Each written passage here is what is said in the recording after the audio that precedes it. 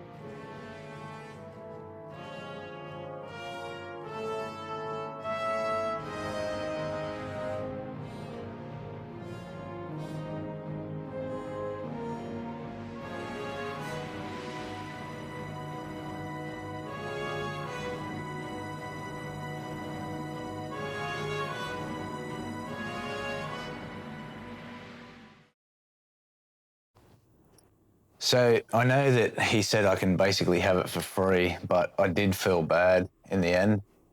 And I stopped at the bank on the way there and got him some cash because I figured a C8, even if the mount's no good, if the tripod's no good, if the tube's optically good and it's still in decent condition, the $200 that we originally agreed upon is still a steal.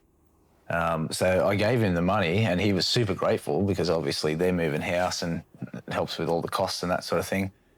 And because I gave him the cash, he actually decided, he said, oh, I've also got this if you're interested in it too.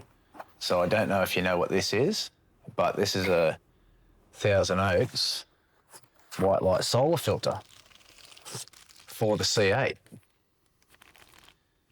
Now, this is an oldie, but if you can see here on the packaging, it still has, we can get it to focus, the original price of 295 Australian dollars. So he threw that in for free. So same thing, either, the $200 that it cost me, it was still an absolute bargain. He's happy, I'm happy. So this all just follows on from the original story of the $300 C925, and now I've got a $200 C8 on a fork mount and tripod.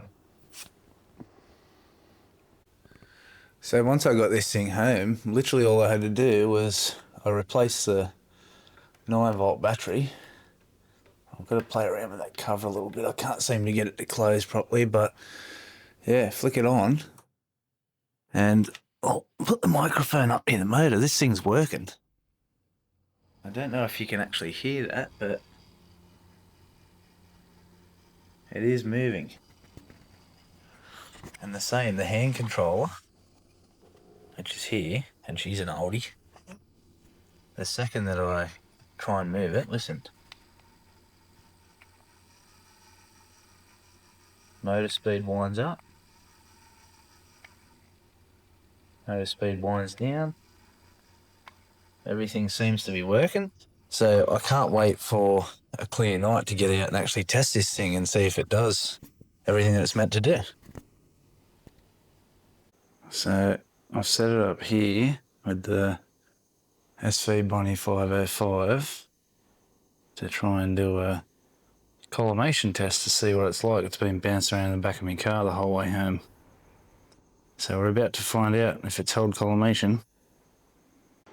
So open up Sharp Cap, and here we go. To look at it, it's actually not too bad. Took me a little bit to get it in the center of the screen. There's a lot of crap on the front corrector plate. You can see all the dust plume everywhere. Once we get it lined up, but being on this mount, it's an absolute pain in the bum to try and point it at anything. There we go.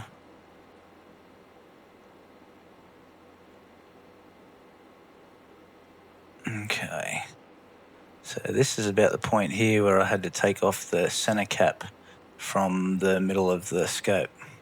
There's an orange cap on there that covers the collimation screws. A few little half turns till I work out which way it's pushing the mirror.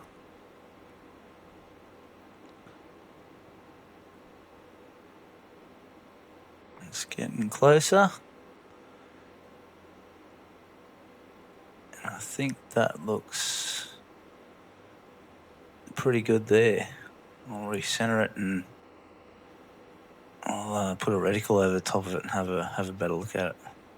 Like, that looks pretty good for a rough collimation. Looks nice and sharp when you light it up so I can see the torch and the foil.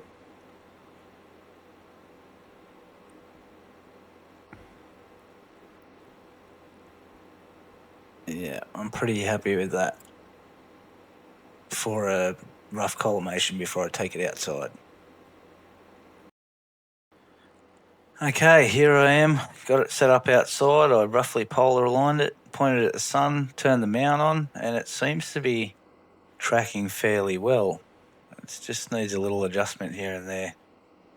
I don't know if you can tell, but it's close to 40 degrees Celsius outside, and I can't see anything on that laptop screen, hence the reason I have my daughter's playmat trying to cover the top of it to get a bit of shade. I ran the Bonnie SV305M camera for a little while to get some images, and then I went back to the diagonal and the eyepieces just to have a bit of a visual look at the sun. But here's the sharp cap capture. The seeing's a bit ordinary, like you can see it's all over the place. As far as the focus goes, I couldn't actually see the computer screen to see what I was looking at. There was way too much light out there. So what I thought was in focus at the time, it doesn't look fantastic, but it actually doesn't look too bad. So here's the images of the sun. I'll do some updates when I do some planetary and things like that. But yeah, let me know what you think in the comments. Thanks for watching.